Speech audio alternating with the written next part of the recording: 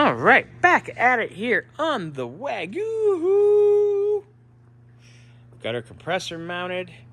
Got our old tensioner pulley on there. We have a new one coming right now. And then, so I've got it tensioned, aligned. Got our belt on. We are looking good, styling. So this is gonna come off. Nick's gonna paint the bolt and the bracket. And when the new tension pulley gets here, bada boom, bada bing, that'll look nice and pretty. But we got 2 out of 3 of our belts, boys. Just gonna do power steering next. And that will be here early in the week. Looking good. I'm gonna get ready to start on our hard line for our fuel.